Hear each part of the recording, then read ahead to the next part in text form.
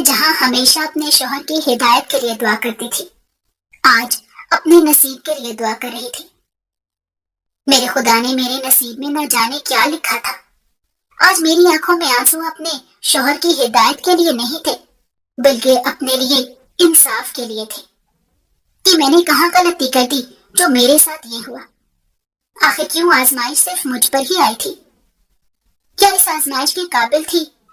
اور آج اپنی کمی پر بہت رونا آ رہا تھا کہ کاش میں بھی اپنے شوہر کو اولاد دے پاتی تو آج میری زندگی میں اتنی مشکلات نہ ہوتی۔ میں جب اپنی ساس کو اپنے دکھ کا اظہار کرتی تو کہتی کہ جب تم اپنے شوہر کو اولاد نہیں دو گی تو وہ یہی سب کچھ کرے گا جو اب کر رہا ہے۔ مگر ایک بات جو بہت حیرت انگیز تھی، میرا شوہر 5 وقت کا نمازی ہو گیا تھا۔ وہ روزے بھی رکھتا اور نمازیں بھی پڑھتا۔ میں حیران رہ گئی تھی کہ بس میرے نصیب میں ہی مشکلات تھی۔ میں نے کتنی کوشش کی تھی کہ میرا شوہر دیندار ہو جائے، مگر میں اپنی کوشش میں ناکام ہو گئی تھی، اور پھر آخر کار میرے ہاتھ کچھ نہیں رہا، نہ میرا شوہر رہا اور نہ ہی میرا گھر بار، سب ختم ہو گیا۔ وقت کیسے پلٹی کھاتا ہے انسان کو پتہ ہی نہیں چلتا۔ انسان تو اپنی ہی دھن میں مگن رہتا ہے، مگر وقت کسی کے بارے میں نہیں سوچتا، وہ کسی کا سگا نہیں ہوتا۔ وقت کا کام ہے گزرنا، تو وہ گزر ہی جاتا ہے۔ مجھے تو انتظار تھا اس وقت کا جب میرا شوہر میرے پاس آتا اور مجھ سے معافی مانگتا کہ اس نے مجھ پر بہت ظلم کیا ہے، اس نے ناجائز میرا حق مارا ہے۔ مگر یہ سب کیسے ممکن تھا؟ لیکن جب ممکن ہوتا جب میرے شوہر کو اپنے کیے پر پچھتاوا ہوتا، مگر اسے تو اپنے کیے پر پچھتاوا نہیں تھا۔ میں رب سے کچھ شکوے کر کے، کچھ دعائیں کر کے مصلی سے اٹھ بیٹھی تھی۔ اتنی ہی دیر میں میرے شوہر کا سب سے چھوٹا بیٹا میرے پاس بھاگتا ہوا آیا اور کہنے لگا مجھے بھوک لگی ہے۔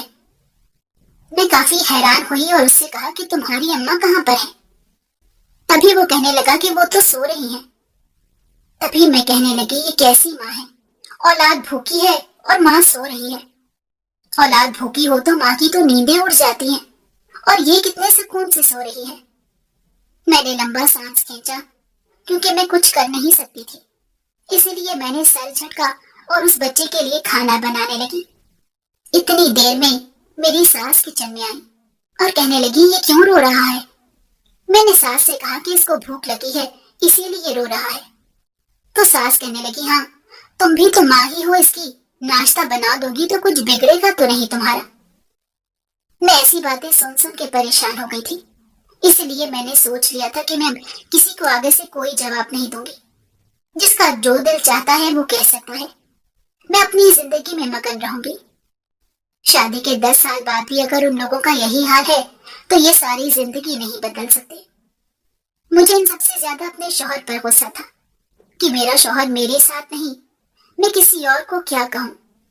بھلا کوئی میرا ساتھ کیوں دے گا؟ کس کا مجھ سے کیا رشتہ؟ مگر میں نے بچوں سے آج تک نفرت نہیں کی تھی، میں ان کا بہت خیال رکھتی تھی، یہ سوچ کے کہ خدا مجھے بھی اس کا اجر دے گا۔ میرا نام ساجدہ ہے، میری عمر 60 سال ہے۔ میرے بھائی مولوی تھے اور اماں گھریلو خاتون تھی۔ اماں تو ہر وقت پردے میں رہتی اور ابا بھی اصول پسند تھے۔ ہمارے گھر کا ماحول دیندار ماحول تھا، جہاں دینی تعلیم کو دنیاوی تعلیم پر ترجیح دی جاتی تھی۔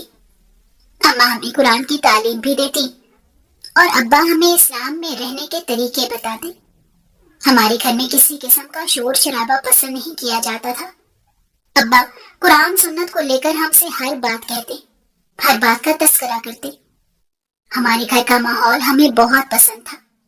میں اور میری چھوٹی بہن اپنے گھر میں بہت خوش تھے، کیونکہ ہم پر بے جا پابندیاں نہیں تھی، بس وہ حدیں ہمارے سامنے رکھ دی گئی تھی جن کو ہم پار نہیں کر سکتے تھے۔ اکثر اوقات میری سہیلیاں مجھے کہتی کہ تم ایسے ماحول میں گھٹن محسوس نہیں ہوتی، مگر میں اپنی سہیلی سے کہتی کہ نہیں، گھٹن تو محسوس نہیں ہوتی بلکہ سکون سا محسوس ہوتا ہے۔ ایسا لگتا ہے جیسے ہمارے سر پر کوئی سایہ ہے جو کبھی ہمیں تپتی دھوپ میں نہیں پھینکے گا۔ ہمارے سب رشتے دار ہم سے ملتے جلتے نہیں تھے، ان کا ماننا تھا کہ ہم لوگ آج بھی پرانے دور کے لوگ ہیں۔ मगर हम जानते थे कि अब्बा ने कभी हम पर ऐसी पाबंदियां नहीं लगाई थी जिनसे हम ऐसा महसूस करें कि हम पुराने दौर के लोग हैं। हैरानगी तो इस बात से होती थी कि किस तरह लोग आजकल दुनियावी जिंदगी में इतना गुम हो गए हैं और दीनी दुनिया से इतनी दूर निकल रहे हैं कि उनको अब दीनी तालीमें वैसे ही घुटन महसूस होती है। इंसान न जाने खुदा से क्यों दूर भागता है, जबकि खुदा के बगैर तो इंसान का कुछ भी नहीं। मेरी अम्मा अब्बा ने जिस तरह की मेरी तरबियत की थी, मैं हर वक्त इन्हीं सोचों में गुम रहती थी कि मुझे किसी भी वक्त शैतान बहका सकता है, मगर मुझे बहकना नहीं है। मुझे अपने रास्ते पर चलना है, जिस रास्ते पर मैं चलती आ रही हूँ, उसी रास्ते पर। मगर मैं नहीं जानती थी कि दीन को लेकर मुझ पर बहुत बड़ी आजमाइश आने वाली है। मैं जवान हुई तो अब्बा ने मेरी शादी का फैसला किया, मगर अब्बा चाहते थे कि मैं ऐसे लड़के से शादी करूं जो दीन के मामले में अब्बा जैसा हो। मैं भी यही चाहती थी, मगर ना जाने क्यों अम्मा बार बार कहती थी कि हम ऐसी जगह पर शादी नहीं करेंगे। ये दुनिया बहुत जालिम है, ये इंसान को नहीं समझती, इसके हकूक को नहीं समझती। आजकल की दुनिया ऐसी नहीं है। मैं हिजाब करती थी, इसलिए मेरे लिए जो भी रिश्ता आता वो इनकार कर जाता। अब्बा को इन सब की बहुत तकलीफ होती, मगर वो खामोश रहती। लेकिन मैं जानती थी कि अब्बा को रिश्ते से इनकार पर बहुत तकलीफ होती है। होती भी क्यों ना, बाप जो थे, और एक बाप ही अपनी बेटी का दुख समझ सकता है। अम्मा को भी फिक्र सताई जाती थी कि उम्र आहिस्ता आहिस्ता गुजरती जा रही है। अम्मा तो मेरे रिश्ते के लिए बहुत फिक्रमंद थी, मगर अब्बा को किसी किस्म की कोई फिक्र नहीं थी। वो यही कहते थे कि मेरी बेटी के नसीब में जो होगा वो इसे मिल जाएगा। मुझे ना तो फिक्र करने की जरूरत है और ना ही तुम फिक्र किया करो। ये खुदा के मामलात हैं, वो खुद संभालेगा। जब अल्लाह के सुपुर्द कर दिया जाए तो परेशान नहीं होते। मगर मेरी अम्मा फितरतन मुझे लेकर बहुत परेशान रहती थी।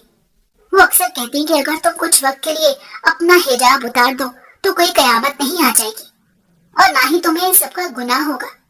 और भी तो इतने गुनाह हैं जो करते हैं, तो फिर एक ये भी कर लो। मैं तुम्हारे फर्ज से सुबुकदोश होना चाहती हूँ। मैं चाहती हूँ कि जल्द से जल्द तुम्हारा किसी अच्छी जगह पर रिश्ता हो जाए। हमारी जिंदगी का क्या पता, आज हैं कल नहीं रहेंगे। कौन संभालेगा तुम दोनों बहनों को? तुम्हारे बाद अभी छोटी बहन की भी तो शादी करनी है, मगर तुम्हारे हिजाब ने तुम्हारे रिश्तों में इतनी मुसीबतें बना दी हैं कि अब तुम्हारे रिश्ते के लिए हमें इतना ख्वार होना पड़ रहा है। जो भी रिश्ता आता है तो इनकार करके चला जाता है। अम्मा के लहजे में ना जाने मेरे लिए क्यों इतनी सख्ती आ गई थी। मैंने तो कभी किसी को कुछ नहीं कहा था। मेरी अम्मा के लहजे में पहली मर्तबा इतनी सख्ती थी, वरना अम्मा भी बहुत खामोश तबीयत और बहुत नरम मिजाज थी। वक्त गुजरता गया और मेरे लिए एक रिश्ता आ गया। लड़का पढ़ा लिखा था और अच्छे लोग थे, खाते पीते लोग थे। अम्मा को ये रिश्ता बहुत पसंद आया था, मगर न जाने क्यों अब्बा का दिल घबराया जा रहा था। अब्बा यहाँ पर रिश्ता नहीं करना चाहते थे। अब्बा का कहना था कि वो लोग मुझे दीनदार नहीं लग रहे। मगर अब की मर्तबा अम्मा ने अब्बा के साथ मेरी वजह से झगड़ा कर लिया और कहने लगी कि अगर दीनदारी ढूंढते रहेंगे तो फिर आपकी बेटियां कवारी ही रहेंगी, क्योंकि हर कोई एक जैसा नहीं होता और ना ही हर किसी के घर का माहौल हमारे जैसा होता है। बेटियों को हर जगह पर रहना आना चाहिए, वरना उनके लिए मुश्किलात पैदा होती हैं। मगर मेरे अब्बा को तो बस नहीं चलता था कि वो मेरे आगे हर चीज को बिल्कुल ठीक करके चले जाए। मेरे लिए हर चीज बिल्कुल अपने मुताबिक लेकर आए। जिस तरह वो मुझे जिंदगी गुजरवाना चाहते थे, वैसे ही मेरे शौहर के लिए भी वो चाहते थे कि मेरा शौहर भी मेरे साथ ऐसे ही रवैया रखे जिस तरह अब्बा ने रखा था। मगर वो नहीं जानते थे कि हर शख्स एक जैसा नहीं होता, हर कोई अपनी अपनी खासियत रखता है। अम्मा ने जिद करके अब्बा से कहा कि इस रिश्ते के लिए हाँ कर दें। अब्बा का तो दिल मुतमईन नहीं था। वो यही चाहते थे कि मैं किसी दीनदार घर में जाऊं, मगर उनके घर का माहौल देखकर अब्बा को एक उकताहट सी महसूस हो रही थी। वो खौफ से ज्यादा जैसे यहाँ पर शादी करने के लिए राजी ना हो। मगर क्या हो सकता था, रिश्ते तो और भी बहुत थे, मगर मेरी अम्मा तो इसी रिश्ते पर अटकी हुई थी। अब्बा ने कहा कि और भी रिश्ते हैं, देख लेते हैं। मगर अम्मा कहने लगी कि वो आपकी बेटी को पसंद कर गए हैं, क्या ये काफी नहीं है? मैं हैरान थी कि अम्मा अपनी जल्दबाजी में क्यों अच्छा बुरा नहीं सोच रही, क्यों अम्मा को अच्छे बुरे में फर्क महसूस नहीं हो रहा। जिंदगी तो इतनी तल्ख थी कि यहाँ पर सोच समझकर फूंक फूंक कर कदम रखना चाहिए था, मगर अम्मा तो बेध्यानी में ही सब करती जा रही थी। अम्मा के इतना जोर देने पर अब्बा को हार माननी पड़ी। अब्बा ने कहा अगर मेरी बेटी के साथ कुछ हुआ तो उसकी जिम्मेदार तुम होगी। अम्मा कहने लगी कि ठीक है, अगर वहां पर इसके साथ कुछ हुआ तो उसकी जिम्मेदार मैं ही होंगी। देखते ही देखते मेरा रिश्ता तय हो गया और अब्बा ने मेरी शादी की तारीख पक्की कर दी। 1 महीने के अंदर अंदर मेरी शादी थी। मेरा भी अब दिल घबराने लगा था कि मैं भला वहां पर कैसे शादी करूंगी, मगर क्या हो सकता था। अम्मा ने मुझे कहा कि इंसान को हर माहौल में जीना पड़ता है, तुम्हें भी वहां पर जीना आ जाएगा, तुम फिर वहां पर सुकून महसूस करने लगोगी। बस दुआ करो कि खुदा तुम्हारे नसीब अच्छे करे। मैंने अम्मा से कहा कि अम्मा जिस तरह मेरा यहाँ पर रहन सहन था वहां पर तो बिल्कुल भी इस तरह नहीं होगा, फिर भला मैं किस तरह वहां पर रह सकूंगी। अम्मा कहने लगी कि अपने रिश्तों को छोड़कर जब औरत दूसरे के घर जाती है, उनके घर को बसाती है, तो इसी तरह होता है। पहले जैसा ना तो माहौल मिलता है और ना ही लोग हर जगह पर एक जैसे नहीं होते। तुम्हें वहां पर सास के ताने भी सुनने पड़ेंगे, शौहर का रवैया भी बर्दाश्त करना पड़ेगा। मैं भी यही सब कुछ करती रही हूँ। मैं भी दीनदार घर से नहीं आई थी, मैं भी ऐसे घर से आई थी जहाँ पर हर चीज की आजादी थी। कभी सर पर दुपट्टा लेकर नहीं देखा था, मगर तुम्हारे अब्बा के साथ रहते रहते मैंने पूरा पर्दा करना शुरू कर दिया। मैं हैरान रह गई। मैंने अम्मा से कहा कि अम्मा क्या मतलब है इस बात का, क्या तुम पीछे से दीनदार घर से नहीं आई थी? तब अम्मा तलखी से मुस्कुरा कर कहने लगी कि नहीं, मैं दीनदार घर से नहीं आई थी, मैं तो ऐसे घर से आई थी जहाँ पर हर वक्त का शोर शराबा रहता था, कभी सर पर दुपट्टा लेकर नहीं देखा था। मेरे अम्मा अब्बा इतने आजाद ख्याल थे कि हम लोगों को किसी चीज की रोक टोक नहीं थी। मुंह से निकलने से पहले हर चीज पूरी हो जाती थी। लड़कों के साथ दोस्तियां और लड़के लड़कियों का इकट्ठा पढ़ना होता, वहां पर मायूब नहीं समझा जाता था। मगर फिर मुझसे गलती हो गई जिसकी सजा मुझे अब तक भुगतनी पड़ रही है। मैं हैरान रह गई कि अम्मा ने आज से पहले कभी इस तरह की कोई बात नहीं की थी। इसका क्या मतलब था कि वो अब्बा के साथ खुश नहीं थी और ये रिश्ता सिर्फ मजबूरी में निभा रही थी। मेरी आंखों में आंसू आ गए। मैं दुल्हन बनी बैठी थी जब अम्मा मुझे अपनी दास्तान सुना रही थी। बारात आने में भी वक्त था। अम्मा कहने लगी कि जिस वक्त मैं कॉलेज में पढ़ती थी उस वक्त मैं एक लड़के से मोहब्बत करने लगी। वो लड़का कुछ दीनदार था। आहिस्ता आहिस्ता मुझे भी उसने अपने जाल में फंसाना शुरू कर दिया। मेरे घर जब सब लोगों ने ये महसूस किया कि मैं अपने आप को बदलती जा रही हूँ, तो मेरे अब्बा बहुत खफा हुए और कहने लगे कि किसी की खातिर अपने आप को नहीं बदलना चाहिए। और फिर तुम एकदम हिजाब में किस तरह आ गई? जानती हो कि तुम्हारे रिश्ते में कितनी मुश्किलात आएंगी। मैंने हिम्मत पकड़ी और अम्मा अब्बा से कह दिया कि मैं एक लड़के से मोहब्बत करती हूँ। वो लड़का कुछ दीनदार है, उसी ने मुझे इस्लाम के बारे में सब कुछ बताया है। अब्बा मुझ पर बहुत खफा हो गए। अम्मा ने भी बहुत झड़का और मुझे कमरे में बंद कर दिया। मेरा बाहर आना जाना बंद हो चुका था। मैं हर वक्त तड़पती रहती थी कि किस तरह मैं अपने महबूब से मिल सकूं, मगर ये नामुमकिन सी बात हो गई थी। अब्बा तो बिल्कुल भी इस बात पर गौर नहीं करते थे। वो हमेशा यही कहते थे कि लड़की को जमाने के साथ चलना चाहिए, क्योंकि मर्द पुराने जमाने का चल सकता है मगर औरत नहीं। उसने पूरे खानदान को चलाना होता है, पूरे कुंबे को लेकर चलना होता है। तो बेहतर यही है कि तुम उस लड़की को भूल जाओ। मैं तुम्हारी शादी अपने मामूजाद से करने लगा हूँ। मेरे दिल में बेचैनी सी उठ गई थी कि मैं क्यों भला वहां पर शादी करूं जहां पर मेरा दिल मुतमईन नहीं। मैंने अब्बा से कहा कि अब्बा, मैं वहां पर शादी नहीं करूंगी, मगर अब्बा मुझ पर सख्ती करने लगे और कहने लगे कि शादी होगी तो वहां पर ही होगी। मैं किसी तरह इकरार से मिलना चाहती थी, उससे बात करना चाहती थी कि मेरे अब्बा मेरी शादी कहीं और कर रहे हैं, मगर मेरे पास कोई रास्ता नहीं था जिसे मैं इकरार से राब्ता कर सकती। मुझे कुछ तो करना था। हर वक्त मेरा दिमाग इन्हीं ख्यालों में चलता रहता था कि मैं किस तरह इकरार से मुलाकात करूं। अम्मा के मुंह से अब्बा का नाम सुनकर मैं दंग रह गई। अब तो मुझे तजस्सुस होने लगा था कि अम्मा अब्बा की शादी किस तरह हुई थी। मुझे इतना तो पता था कि अम्मा और अब्बा ने अपने घर वालों से नहीं मिलते हैं और ना ही हमें मिलने देते हैं। मगर मैं जब भी अपनी अम्मा से पूछती तो वो ये कहकर टाल देती कि तुम्हारे अब्बा ना महरमों से मिलने से गुरेज करते हैं। मैं अम्मा को सुन रही थी, मगर अम्मा की आंखों में आंसू आ गए थे। अम्मा कहने लगी कि पहले पहल तो मुझे ये सब बहुत अच्छा लगता था। मैं अपने घर वालों को भी समझाती थी कि दुनियावी कामों में कुछ नहीं रखा, दीनी तालीम हासिल करें, वो बहुत जरूरी है। मगर अब्बा हमेशा कहते थे कि जब तक इंसान किसी चीज के अंदर घुस के न जान ले, तब तक उसको इस बात का फैसला नहीं करना चाहिए कि कौन सा काम आसान है और कौन सा नहीं। बहरहाल मेरे अब्बा ने मेरा रिश्ता मेरे मामूजाद से कर दिया। अम्मा तो कुछ बोलते ही नहीं थी, वो मुझसे अभी भी नाराज थी, मगर मैं वहां पर शादी नहीं करना चाहती थी। एक रोज अचानक से मेरी सहेली मेरे घर आई। मेरे अम्मा अब्बा ने मुझे उससे मिलने दिया और यही शायद मेरे पास एक रास्ता था जिसके जरिए मैं इकरार से मिल सकती थी।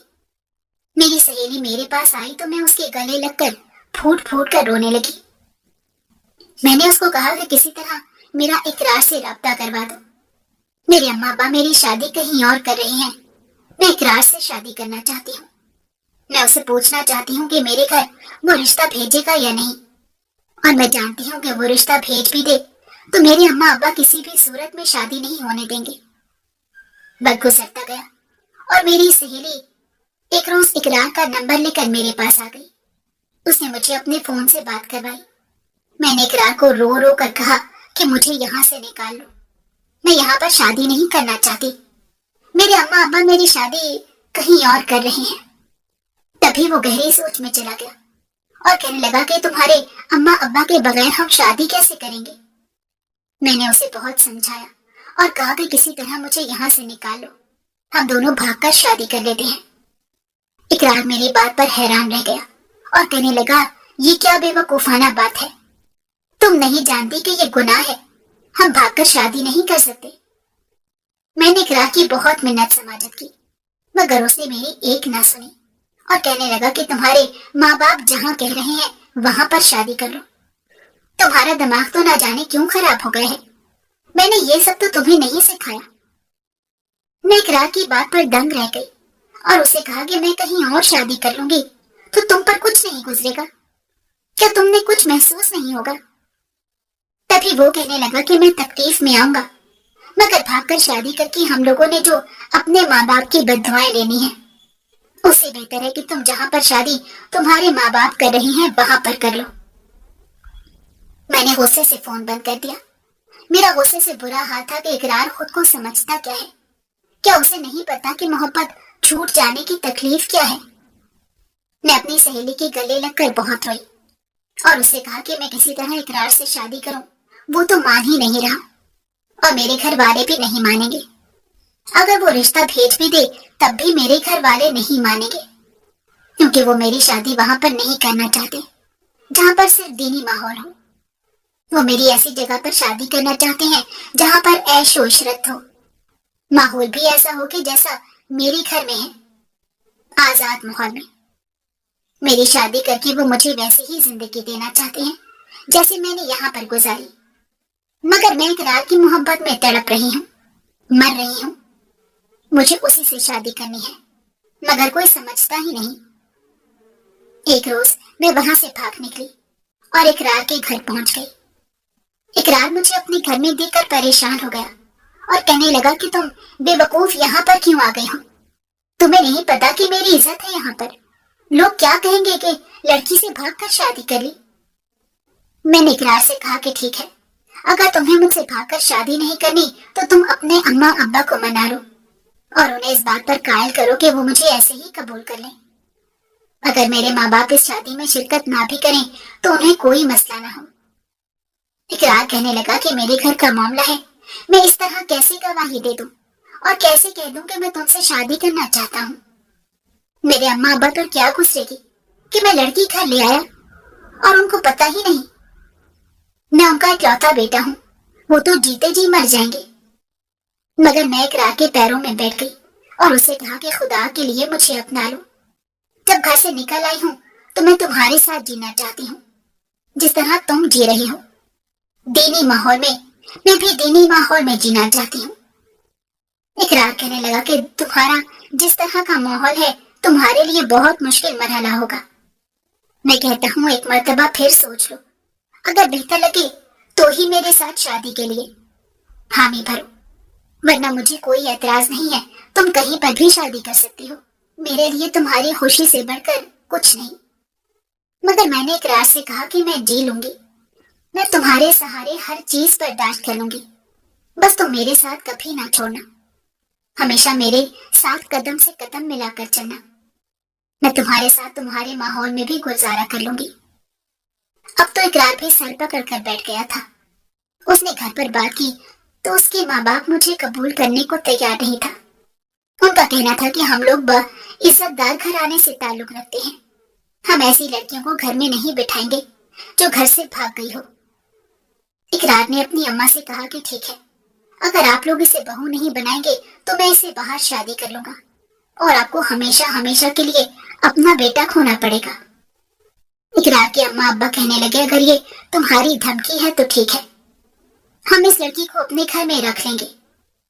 मगर मैं नहीं जानती थी कि मुझ पर दिन ब दिन क्या कयामत टूटने वाली है।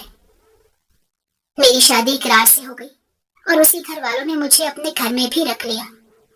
इकरार सारा दिन अपने काम में मसरूफ रहता और मैं घर के कामों में मसरूफ रहती। शुरू शुरू में तो सब कुछ अच्छा चल रहा था, फिर अचानक एक रोज मेरी सास मेरे पास आई और आकर कहने लगी कि हमने तुम्हें इस घर में तो रख लिया है, मगर ये मत समझना कि हमने अपना बेटा तुम्हारे हवाले कर दिया है। तुम्हें इस घर में रहकर कोई ना इज्जत मिलेगी। हमने तुम्हें दिल से कबूल नहीं किया क्योंकि तुम इस काबिल नहीं हो कि तुम्हें कबूल किया जाए। घर से भागी हुई लड़कियां बदकिरदार होती हैं। अपनी सास के मुंह से अपने लिए ऐसे अल्फाज सुनकर मेरे रोंगटे खड़े हो गए। मुझे समझ नहीं आ रहा था कि मैं क्या करूं, मैं किस तरह उन बातों को हजम करूं। मेरी सास हर आए दिन मुझे कोई ना कोई ताना देती रहती, कभी मेरे माँ बाप की तरबियत में तो कभी मेरी हरकतों पर, कभी मेरे भागने पर। मुझे अपनी सास की बातों पर बहुत रोना आता। रात के बाद जब मेरा शौहर घर आता तो मैं उसे कुछ न बताती और दिल ही दिल में सोचती कि जिस रोज मेरी औलाद हो जाएगी उस रोज सब ठीक हो जाएगा। मगर मैं नहीं जानती थी कि मेरी सास के रूप में एक दरिंदा सिफ्त औरत है जिसको किसी से कोई लेना देना नहीं। वो अपने बदले की आग में इस कदर डूबी हुई थी कि उसे बाहर निकलने का कोई रास्ता नजर ही नहीं आ रहा था। वक्त गुजरता गया और फिर वो वक्त भी आ गया जब मैं हामला हो गई। मेरे ससुर भी मुझ पर काफी जुल्म करते थे, हमेशा बात बात पर मुझे बातें सुनाते। अब तो मेरी सास मुझ पर हाथ भी उठाने लगी थी, मगर मैंने कभी इकरार को ये बात ना बताई थी। मैं नहीं चाहती थी कि मेरी वजह से इकरार के माँ बाप उससे दूर हों, और मुझे ये भी यकीन नहीं था कि कहीं इकरार मेरे लिए इन बातों का यकीन भी करते हैं कि नहीं। हो सकता है कि वो मेरी बातों का यकीन न करें और मुझे ही बुरा भला कहकर घर से निकाल दे। फिर मैं कहाँ जाऊंगी? घर से भागकर जो मैंने गलती की थी उसकी सजा मुझे सारी जिंदगी भुगतनी थी। इस बात का तो मुझे इल्म हो चुका था और तभी मैं हामला हुई तो मेरा शौहर बहुत खुश था। मेरे ससुराल वाले भी मेरे शौहर के सामने बहुत खुशी का इजहार कर रहे थे, जैसे उनको भी इसकी बहुत खुशी है। मगर मैं बहुत परेशान थी, न जाने मेरे साथ क्या होगा। मेरी सास अब कौन से नए ताने मुझे देती। मैं बहुत परेशान हो चुकी थी। मेरी समझ से तो बाहर था कि अब मैं क्या करूं। मेरा शौहर कई मर्तबा मुझसे पूछ चुका था कि तुम इतनी परेशान क्यों लग रही हो, सब ठीक तो है ना। मैं अपने शौहर को टाल देती और कहती कि हाँ सब ठीक है, कुछ भी नहीं हुआ, बस ऐसे ही दिल घबरा रहा था। मेरा शौहर कई मर्तबा मुझसे पूछता मगर मैं उसे कोई जवाब न देती। वो मुझसे पूछता कि तुम इस घर में खुश हो कि नहीं, तो मैं उसे झूठ झूठ कह देती कि हाँ मैं यहाँ पर बहुत खुश हूँ, यहाँ पर मुझे किसी चीज की कमी नहीं है, सब बहुत प्यार मोहब्बत से मेरे साथ रहते हैं। میں نے جھوٹ اپنے شوہر سے کہہ تو دیا تھا، مگر اب مجھے اس بات کی فکر تھی کہ جس روز میرا صبر ختم ہو گیا اس روز میں اپنے شوہر کو حقیقت کیسے بتاؤں گی، اور کیا وہ میری باتوں پر یقین کرے گا۔ مگر میں نے سب کچھ اپنے اللہ کے سپرد کر دیا۔ لیکن میرے ابا بالکل ٹھیک کہتے تھے، جب تک کسی چیز کے اندر نہ گھس جاؤ تب تک اس چیز کے بارے میں کچھ کہنا نہیں چاہیے، کوئی فیصلہ نہیں لینا چاہیے۔ اور ایسا ہی ہوا تھا۔ میں نے بہت بڑی غلطی کر دی تھی اپنے ماحول سے نکل کر دوسرے ماحول میں جانے کی۔ میرا ماحول بہت آزاد خیال تھا، کسی قسم کی کوئی روک ٹوک نہیں تھی، مگر جس روز سے میں اقرار کے گھر آئی تھی اس روز سے ہر چیز پر پابندی تھی۔ میں بغیر دوپٹے کے باہر نہیں نکل سکتی تھی، میں بغیر سر چھپائے چھت پر نہیں جا سکتی تھی۔ پہلے جو مجھے سب اچھا لگتا تھا اب گھٹن زیادہ لگنے لگا تھا۔ میرے حمل کو 6 مہینے ہو چکے تھے جب اچانک ایک روز میری ساس میرے پاس آئی اور مجھے زوردار دھکا دے دیا۔ میں منہ کے بل گری اور میرا حمل ضائع ہو گیا، اور وہ پیچھے کھڑی ہو کر مسکرا کر کہنے لگی کہ تم کیا چاہتی ہو ہم تمہاری نسل بڑھائیں، ایک بد کردار عورت کی نسل بڑھائیں؟ ایسا کبھی ممکن نہیں ہوگا۔ اب دیکھو میں تمہارے ساتھ کرتی کیا ہوں۔ مگر خدا کو شاید مجھ پر رحم آ گیا تھا۔ میں نے جتنی سزا کاٹی تھی وہ شاید میرے لیے کافی تھی۔ تبھی میرے شوہر نے اماں کو یہ حرکت کرتے ہوئے دیکھ لیا۔ میرے شوہر نے اپنی اماں کو چیخ کر بلایا اور کہنے لگا، یہ آپ نے کیا کیا ہے؟ آپ اتنی بے رحم کیسے ہو سکتی ہیں؟ کیا آپ کو ترس نہیں آیا ایک مرتبہ بھی کہ اس کے پاس ایک ننھی سی جان بھی ہے؟ آپ نے ایک ننھی سی جان کا قتل کر دیا۔ آپ کو رحم کیوں نہ آیا؟ آپ کو خدا کا خوف کیوں نہیں آیا؟ میرا شوہر جلدی سے مجھے اسپتال لے کر گیا۔ میری حالت بہت خراب تھی، مگر اقرار کا یہ کہنا تھا کہ میرا علاج صرف ایک عورت ہی کرے گی۔ ایک لیڈی ڈاکٹر کو تلاش کرتے کرتے میری حالت اس قدر خراب ہو گئی تھی کہ ڈاکٹروں نے جواب دے دیا تھا۔ نہ جانے کیوں پھر میرے خدا نے مجھے جان بخشی، اور اس روز کے بعد میرا شوہر مجھے لے کر ایک الگ گھر میں رہنے لگا۔ مگر مجھے وہ رات نہیں بھولتی جس رات میں میرا شوہر ایک لیڈی ڈاکٹر کو تلاش کرنے میں جٹ گیا، اور اسے میری جان کی بھی پرواہ نہ ہوئی۔ اس روز مجھے سمجھ آیا کہ میں جس ماحول میں رہتی تھی وہ زیادہ بہتر تھا۔ وہاں پر انسان کی جان کی قیمت تھی، مگر یہاں پر تو بے حس انسان ہے۔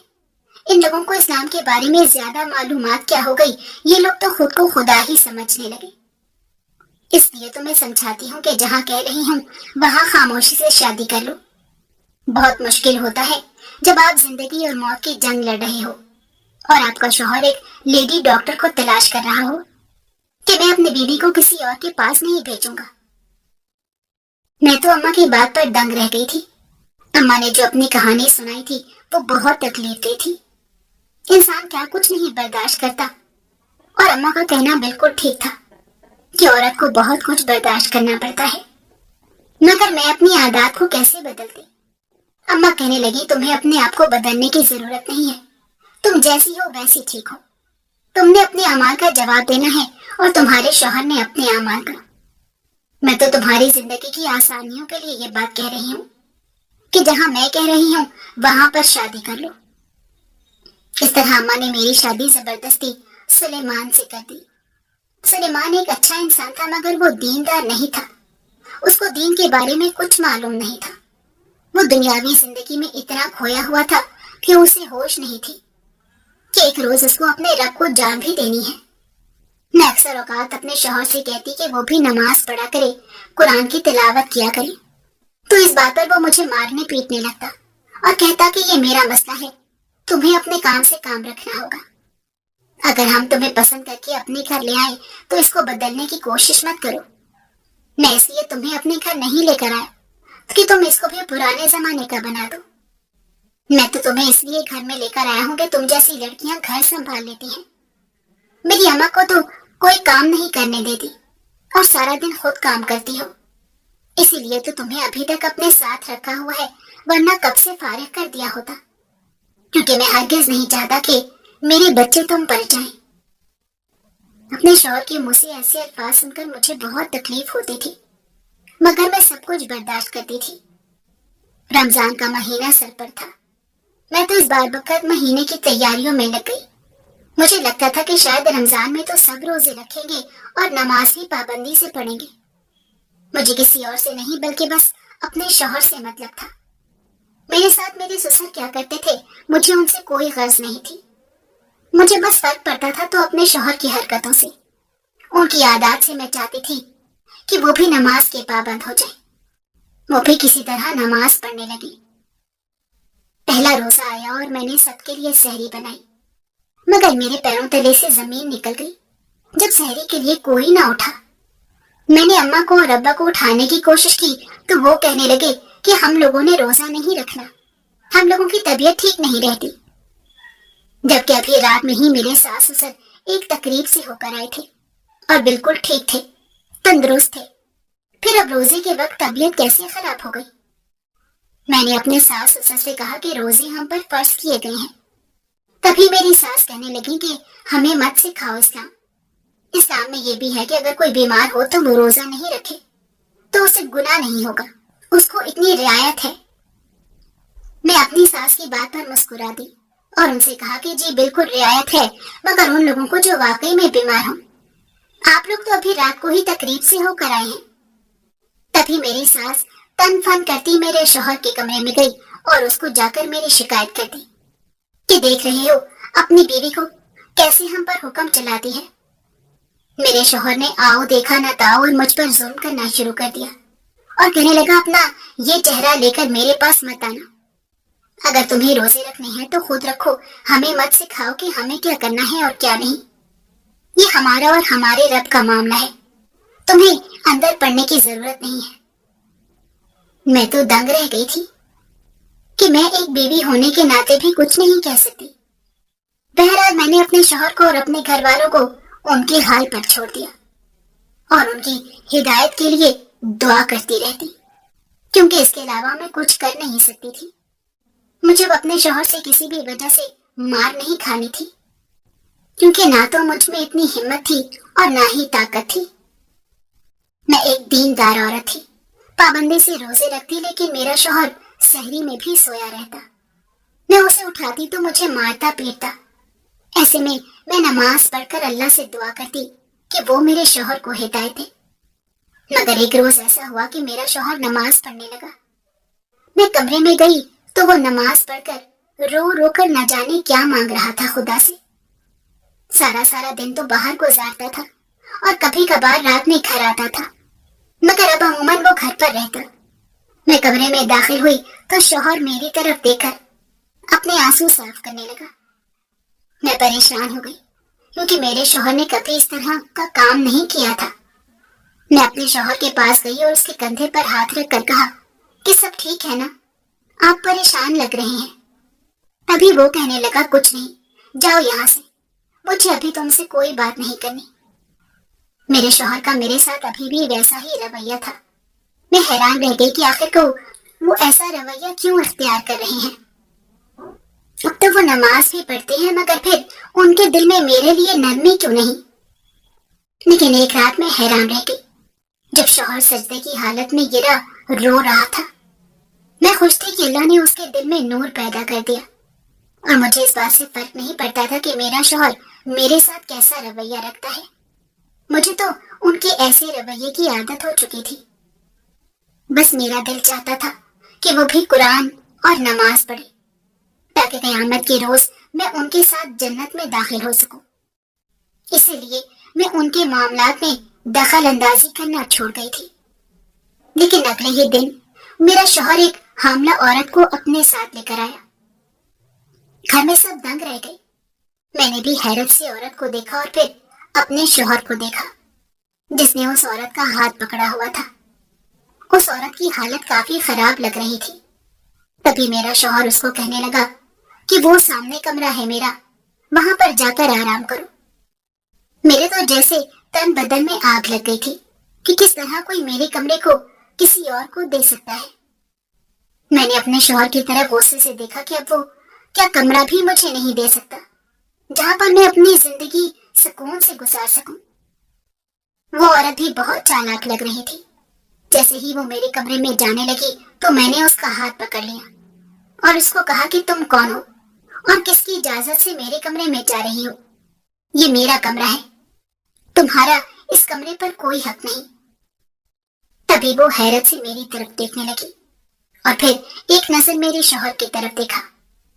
میرا شوہر میرے پاس آیا اور اس لڑکی کا ہاتھ میرے ہاتھ سے چھڑوایا اور کہنے لگا، پاگل مت بن جایا کرو، ہر چیز پر اچھلنے لگتی ہو، کسی بات کو سمجھ بھی لیا کرو، اس کی حالت دیکھ رہی ہو کہ وہ کس حال میں ہے۔